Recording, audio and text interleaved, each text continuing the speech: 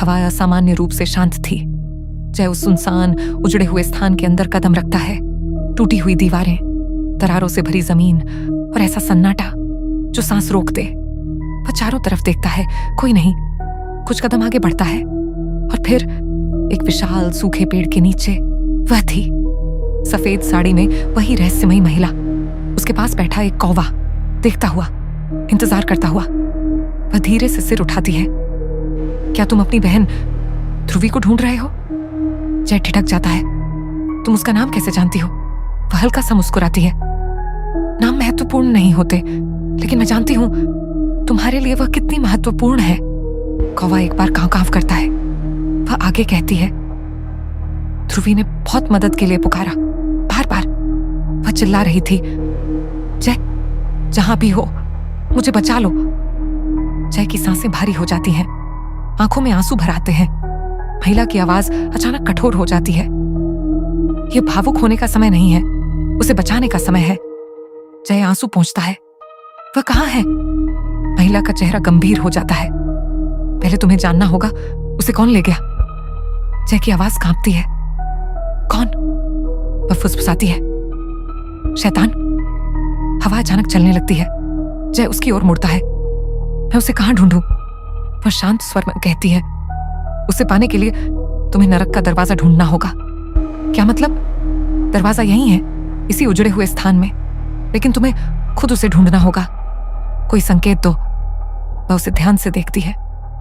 क्या तुमने कभी ट्रेन से यात्रा की है?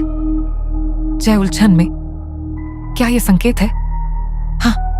वह चारों तरफ देखता है। यह तो बस खंडहर है, यहां कोई ट्रेन नहीं है। वह सिर हिलाती है। तो एक और संकेत सुनो, जंगल, गुफा, ट्रेन। जय समझ जाता है, लेकिन जब वह मुड़कर उसे धन्यवाद कहना चाहता है, वह गायब हो चुकी होती है। सिर्फ कौवा बचा था और कुछ ही पलों में वह भी आसमान में उड़ जाता है। जय तलाश शुरू करता है। कुछ ही मिनटों बाद खंडहरों के पीछे उसे एक घना जंगल दिखाई देता है। अंधेरा, भयावह, अप्राकृतिक। वह अंदर चला जाता है। जंगल के भीतर टेढ़े मेढ़े पेड़ों के बीच उसे एक गुफा दिखती है। ठंडी हवा भीतर से आ रही थी। वह अंदर कदम रखता है। घना अंधेरा उसे निगल लेता है। वह चलता रहता है। लगभग 20 मिनट बाद एक हल्की रोशनी, वह उसका पीछा करता है और अचानक वह खुद को एक रेलवे प्लेटफॉर्म पर खड़ा पाता है। खाली, कोई नाम नहीं, कोई इंसान नहीं, सिर्फ एक पुरानी बेंच और खामोश पटरियां। वह बैठ जाता है, इंतजार करता है। कुछ मिनट बाद एक ट्रेन आती है, बिना आवाज।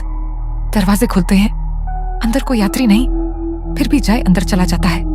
ट्रेन चलती है, पहले धीरे, फिर वह आगे नहीं, नीचे जाने लगती है। धरती के भीतर तेज रफ्तार से लाइटें झिलमिलाती हैं। हवा भारी हो जाती है। जय गिर जाता है। किसी तरह संभल कर फिर सीट पकड़ लेता है। लंबे इंतजार के बाद ट्रेन रुकती है। दरवाजे खुलते हैं। पूर्ण सन्नाटा। जय बाहर निकलता है। वह अब जीवितों की दुनिया में नहीं था। वह लोगों को चलते हुए देखता है, धीरे, भावहीन। वह बात करने की कोशिश करता है, कोई जवाब नहीं देता। वह उनके पीछे चलने लगता है। एक लंबी कतार, आगे एक विशाल दरवाजा और उसके सामने द्वारपाल। उनके चेहरे सांप और सरीसृप का भयावह मिश्रण। ठंडी आंखें, दोहरे जीभ। जय सुनता है। द्वारपाल पूछता है, तुम कैसे मरे? आदमी जवाब देता है, मेरा कत्ल हुआ। दरवाजा खुलता है। वह अंदर चला जाता है। जय का दिल बैठ जाता है। तो यह नरक है। अब उसकी बारी। तुम कैसे मरे? जय कहता है, मेरा एक्सीडेंट हुआ। द्वारपाल की आंखें सिकुड़ती हैं। तुम झूठ बोल रहे हो। जय दृढ़ स्वर में, मेरे पास सबूत है, दिखाओ। उस क्षण जय आंखें बंद करता है और काल भैरव का स्मरण करता है। बुराई के विनाशक, समय के रक्षक। सन्नाटा, हवा कांप उठती है। द्वारपाल एक दूसरे को देखते हैं। अचानक वे जय को पकड़ लेते हैं, अंदर घसीटते हैं और एक लोहे के पिंजरे में बंद कर देते हैं। अंधेरा, सील। जय छूटने की कोशिश करता है, लेकिन यह पिंजरा भौतिक नहीं था, यह आध्यात्मिक था।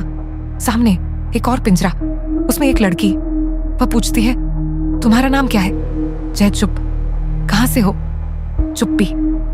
कुछ मिनट बीतते हैं। हवा और भारी हो जाती है। जय को चक्कर आने लगते हैं, दृष्टि धुंधली और फिर अंधेरा। वह बेहोश हो जाता है। लेकिन यह अंत नहीं है, यहीं से असली रहस्य शुरू होता है। ध्रुवी और उसकी सहेलियों ने वह अनुष्ठान क्यों किया? सिर्फ जिज्ञासा या किसी को बुलाने के लिए? निकिता हर रात बीमार क्यों पड़ रही है? कमजोरी या नरक उसकी आत्मा को खींच रहा है? वह जीवन और नरक के बीच माध्यम क्यों बनी? क्या उसे चुना गया या चिन्हित किया गया? और सामने वाले पिंजरे की लड़की कौन है? एक और शिकार या उससे भी अधिक खतरनाक कोई? जय जीवन और मृत्यु की सीमा पार कर चुका है। उसने नरक की व्यवस्था देख ली है। अंदर घुसने के लिए झूठ बोला, काल भैरव से प्रार्थना की और किसी ने उत्तर दिया। लेकिन अब वह फंसा हुआ है, बेहोश, नरक के पिंजरे में कैद, और कहीं शैतान उसे देख रहा है। खेल शुरू हो चुका है। एपिसोड 8 में क्या जय जागेगा? क्या वह ध्रुवी को ढूंढ पाएगा या नरक एक और आत्मा निगल लेगा? अंधेरा और गहराता जा रहा है।